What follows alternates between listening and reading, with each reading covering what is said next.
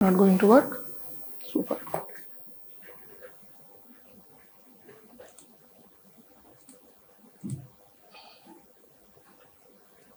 Okay. Okay, that's just the talk title, so let's not worry about it. So these are the three people with whom I have worked. So I did my PhD with Professor Sopanpati. I essentially worked on this computational investigations of few low-dimensional materials, and we have studied the effects of size, defects, molecular adsorption, and other things. Okay, how many of you are aware of two-dimensional materials? Okay, one. Okay, so what are 2D materials means? Like whatever we are seeing right now within our experience is generally only the three-dimensional materials. Although you may see that this desk might be looking like a 2D material, it is not truly 2D. So whenever we are going to only the nano dimensions, then only you will see the effects of these. So when you know about the quantum mechanics, you do know that only when your dimensions are decreasing, the moment you put this particle in a 1D box problem, when you are decreasing the dimensions, then the quantum effects, that energy discretization that you are seeing will be immediately visible. So those are the similar kind of things when you are confining this electrons only along the two dimensions. In the third dimension, electron motion is restricted. Then in that case, this is called as the low dimensional systems. And I have studied a few of the low dimensional systems. You might have heard of graphene earlier. Have you? Okay. So those graphene nanoribbons, boron nitride nanoribbons, graphene quantum dots and other things are the ones that I have studied earlier. So after that I went to University of Rochester where I worked with Professor Peng-Fei Huo. So specifically I have worked on this non-adiabatic dynamics methods, how they are implemented and how to utilize them is what, and we have studied specifically for the excited state dynamics in the solar energy. Okay, that is the organic solar cells part that I have mentioned. After that I went to University of California Riverside to work with Professor Brian Wong. With Brian I have worked on using the ab initio molecular dynamics and electronic structure methods to study various catalytical and environmental related processes like the water gas shift reaction or the perfluoroalkyl substance remediation and other things. So after that in our group also we are using some of the things. So today what we will briefly see, if time permits I can mention about all these other things that I have explained in the first slide. I can go deeper if you are interested. So first what we will see is how can we identify whether a material, whether a 2D material is useful for the energy storage or not. This is the only question that we are asking. So right now graphene, all of you heard, like that there are thousands of 2D materials. So which 2D material can I use as a replacement for the anode material? Okay, battery has cathode and anode, all of you guys know about that, right? So that anode part, which ones will be useful is the only interest. And as I told you earlier, am I doing experiments or not? No, I am not doing any experiments. What I am doing? On computer. Everything I am computing using the time dependent Schrodinger equation or time independent Schrodinger equation. Schrodinger equation is my main way using in order to understand whether a system is useful or not useful. Okay. So now the question starts. So as I said, my interest is to identify the anode material. So I am asking the first question, why are we studying the energy storage devices? So you guys might remember these two guys, Vladimir Putin, and the other guy is? Wow, very good.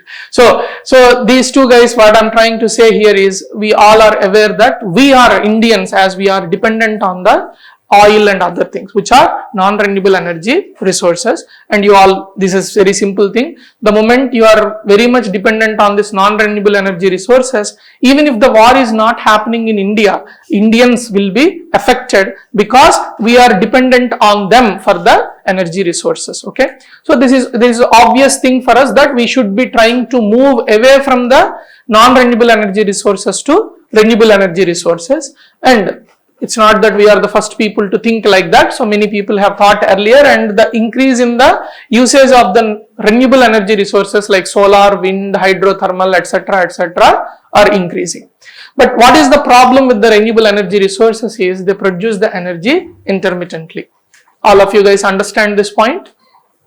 right? So if I am considering either solar or wind, they will not be coming whenever I want. If I want the breeze to come, although I might have AC to do that, but if I go outside, I cannot do that. Same way with the sun, same way with the geothermal. They are very much location dependent, right? So they will be producing the energy when they can. What we need to do is, when they are producing the energy, I have to immediately capture it and store it, and when I need it, I wanted to use it. Why this is again important? Because right now, whenever I want, I can switch on the AC and get the cool breeze. When I don't want, I can switch off. This is happening because somewhere else coal is being burnt for you. Okay, whether you are seeing it or not, somewhere else there is a hydrothermal thermal plant is there, where they are just dumping the coal and they are continuously burning. There is a grid outside that is there, that is bringing in you the electricity that you are using automatically. But if I am using solar, the moment it becomes night, I cannot ask for the electricity as such unless I am storing it. So that's the reason where I need to start storing the devices, storing the energy.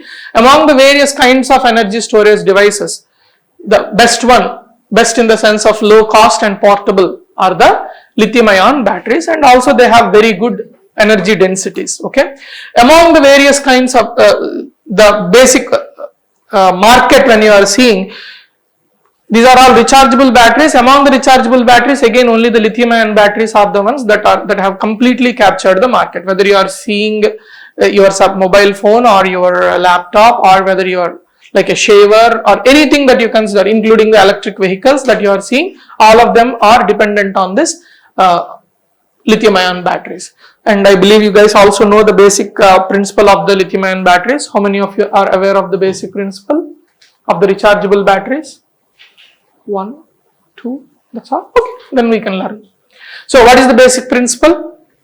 The non-rechargeable batteries like zinc air battery, some other things you guys have seen, zinc cadmium batteries, right? You might have studied. So here in the lithium ion battery, you will have, like earlier we just discussed it, right? Like when you want the charge to be transferred from one place to the other, like very similar to water, there should be something at higher potential, something at the lower potential.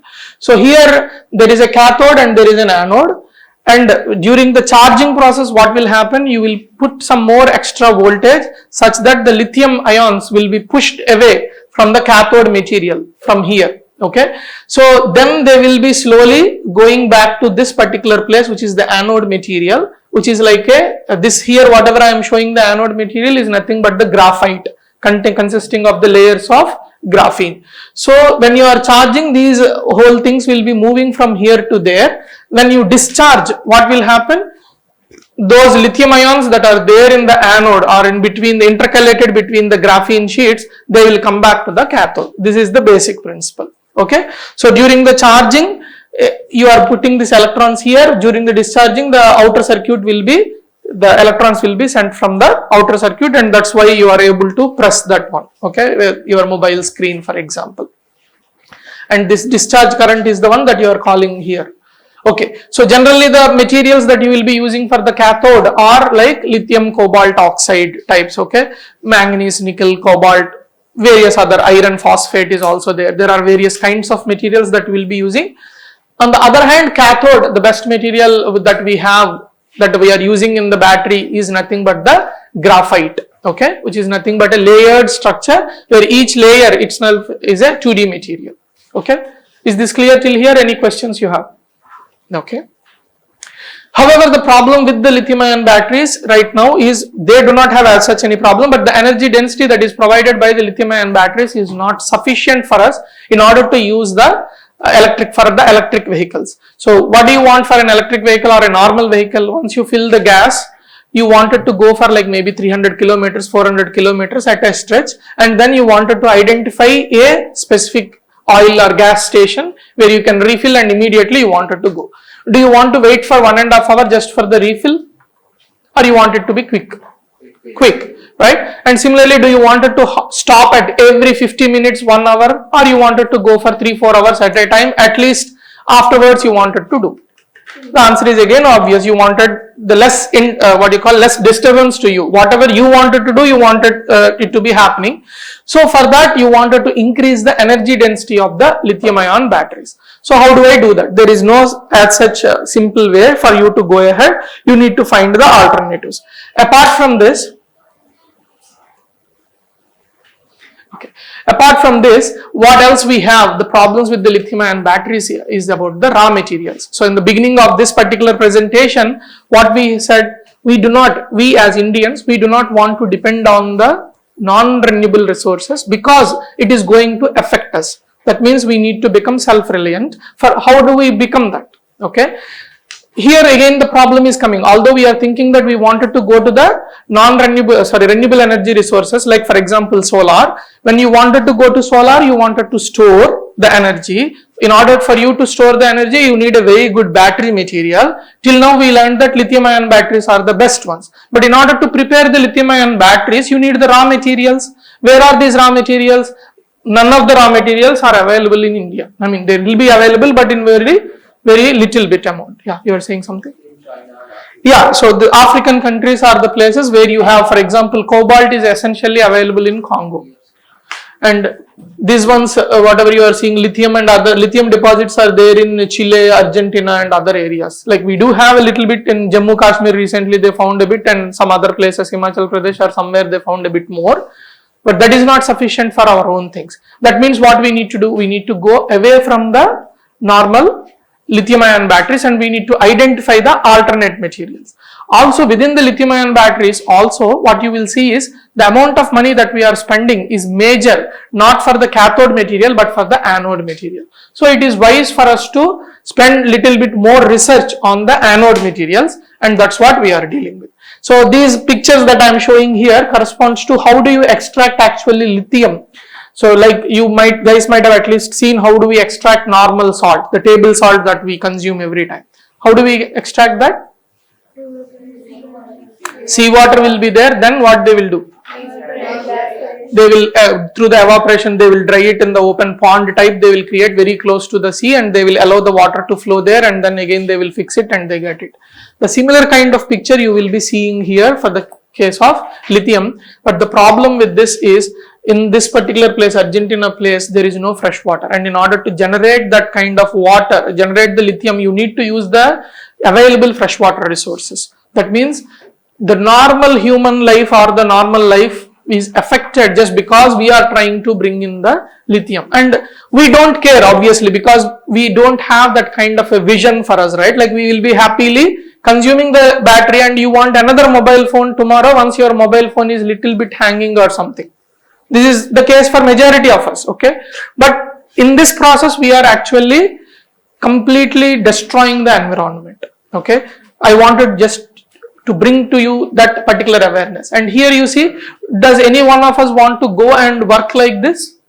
Or any one of our kids or relatives or anybody to want and work like this? No. And this is the only way you can obtain the cobalt, which is in the lithium-ion batteries, okay? So you are encouraging, by using this batteries, what we are essentially doing is we are encouraging the child labor there, okay?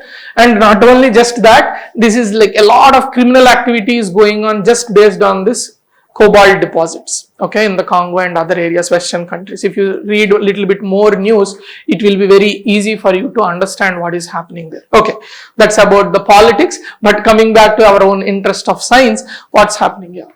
Isn't it possible to use industrial tools for mining cobalt and such? Does it have to be through these? And as I said, it is not compulsory any of these things, but that is the geographical situation right now. So if you go to a very poor country, even within our place, if I know that nuclear power plant is the safest way in order to generate and cleanest way. Do you or our parents or the society will be immediately accepting if I am saying that I wanted to create a nuclear power plant here? Do we? No, because we heard one wrong incident somewhere in Chernobyl or somewhere, and we will start thinking and assuming that that is a very dangerous thing for me, right? We all are aware. I mean, if you study a little bit more, you would be further confirming, okay? Don't always listen to one person like me, but you do your research. What you will be realizing is, among all the different kinds of way to obtain the power, like solar energy, these ones, the cleanest one and which is environmentally truly benign, except for the little bit of that radioactive material that will be left at the end, that you can put it in very you can dig a big pit and you can throw it and that will be fine. So such kind of thing is the only the nuclear one. Nuclear wastage also, it will be very little, it will not be so much actually. One small room, this kind of a room you can fit in for a lot of power that you are generating. I'm saying about the waste.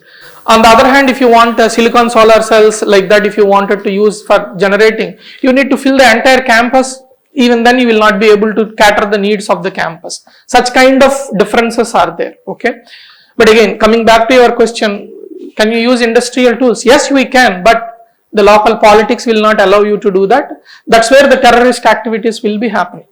It's not that nobody knows, right? Like everybody knows that it is easy for you to be in a democratic country and democratic way you can do, but that's not happening everywhere, right?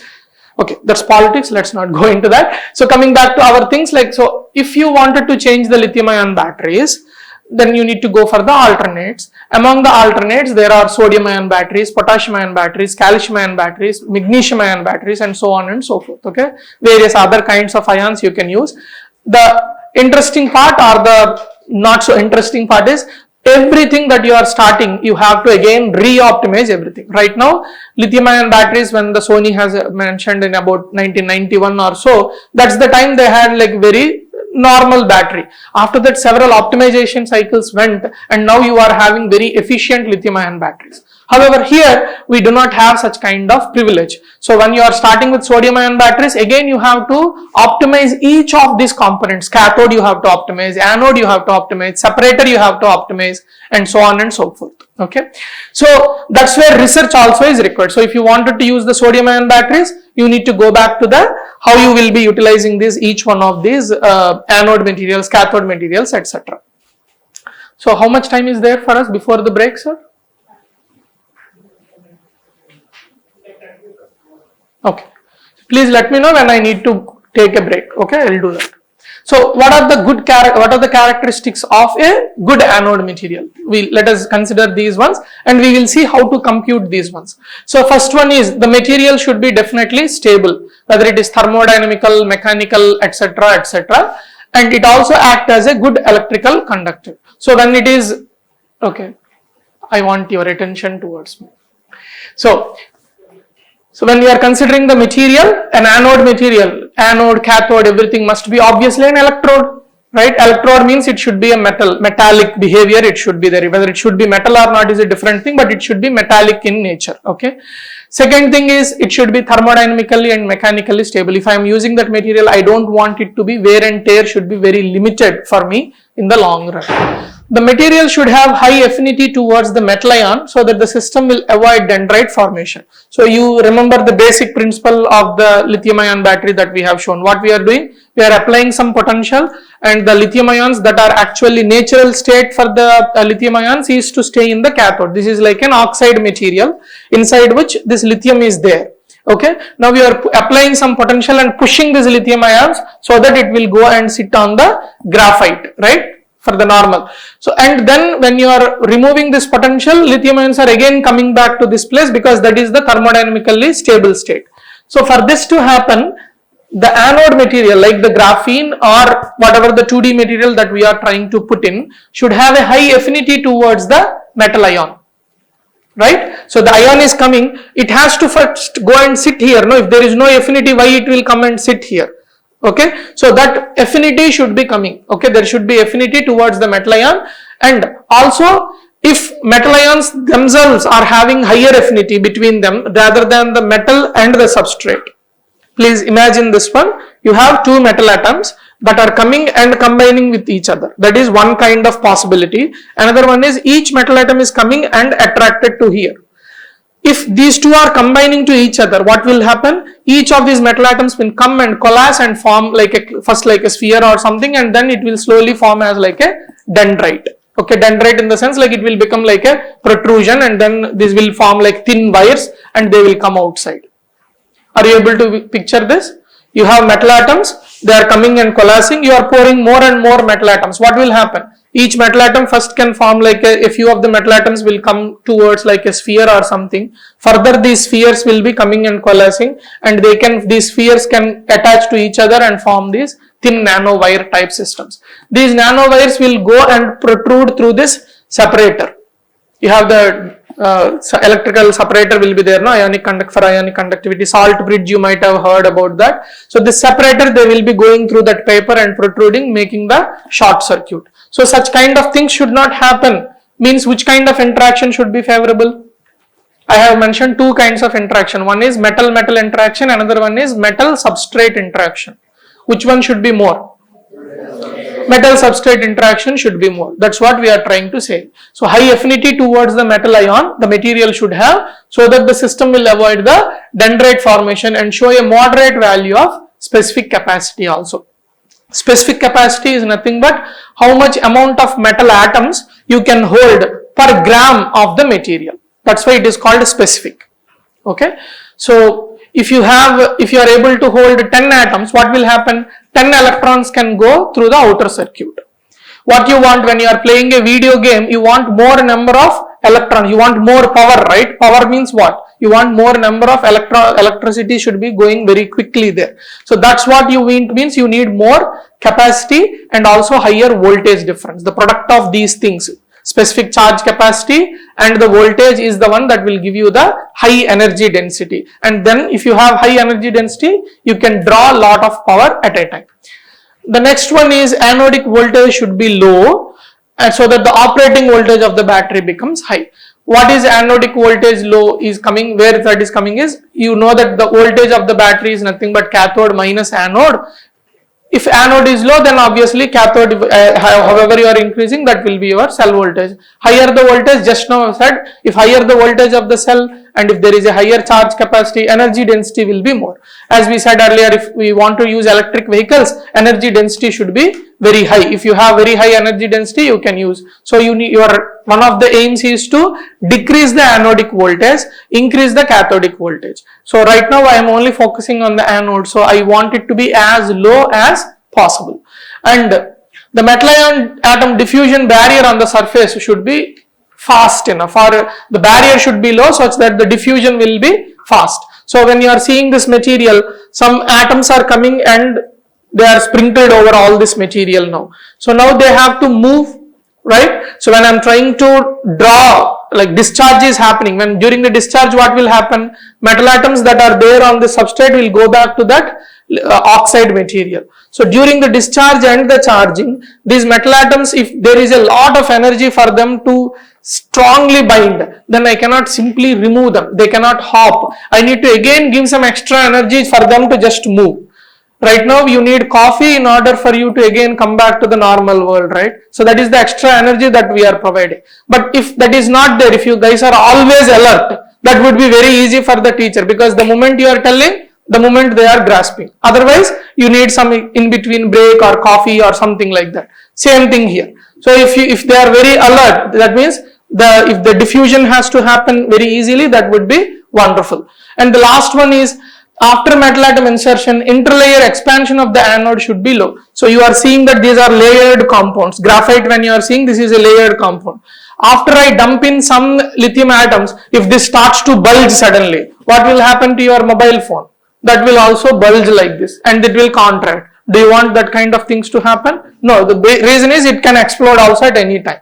So these are some of the characteristics of a good anode material. We will see one of these materials that we have studied recently in this particular respect, and depending on the time we can also see some other aspects. Shall we take the break here? Yeah. After how much time we should come back here? Okay, and till what time I have the class? 12:15. Okay. You wanted to ask any questions now? Like before taking the break, you can ask if you want. Yeah. Sir, like I'm going back to the very beginning. Like Okay. the CT dynamics, when we spoke about the charge transfer, why are we quantifying based on fullerene and non-fullerene? Like, what is the role of fullerene as an acceptor there? So again, fullerene is one of the acceptors, but fullerene is very rigid in the sense that you have a rigid structure. Is it stable structure? It is a stable structure. No, why are we Yeah, classifying based I'm trying to explain that only. So classification is happening because of the charge transfer efficiency, not charge transfer, power conversion efficiencies. What people have seen is When you are using fullerene type of acceptors, the power conversion efficiency is up to 11%. Okay. If you wanted to, you try to use only fullerenes, I wanted to improve the efficiency. How do I improve it? I need to start functionalizing that fullerene with some other substance, and I need to see if whether I can make it a better acceptor or not. All of you are getting my point? So his question is, why you are classifying fullerene and non-fullerene? That's the first question, first part of the question. Why we are trying this fullerene versus non-fullerene is only because fullerene acceptors efficiency is very low, non-fullerene acceptors efficiency has recently shown to be increased. Simple way to tell that. But why cannot I improve the efficiency of the fullerene is a deeper question to see. The reason for not able to improve the efficiency is because these fullerene structures are actually rigid. Okay, rigid in the sense you have this C60, you wanted to change something, this is like an aromatic ring. Okay, you cannot simply change and substitute something, you can do that. Even when you are doing the efficiency, you cannot able to improve much. Whereas the non-fullerene acceptors are like your conjugated molecules, you can do so many things there. Like you can include, you might have heard about furan, thiophene, pyrrole, right? All these kind of substitutions you can put there, and you can change and see which ones are giving you the best one. So there is more control when you are going to the non-fullerene acceptors.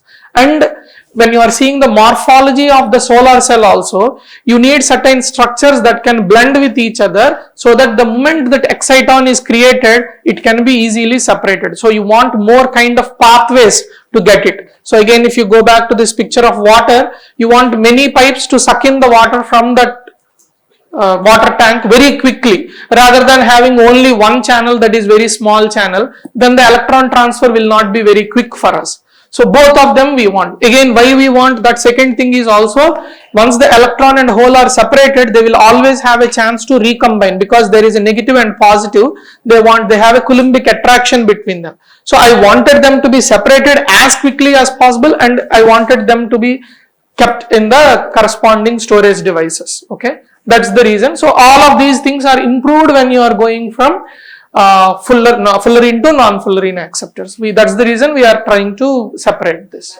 Non-fullerene includes functionalized forms of fullerene? Non-fullerene doesn't include the functionalized forms of fullerene, because then still you are using the fullerene only, right? Yeah. So non-fullerene is like, as I said, like conjugated molecules. I can show you some of them so that to have a better picture.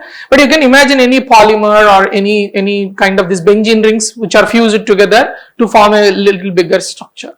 Yeah. Any other questions? Okay, coffee is more important. Let's go. And after coming back, we will continue on this.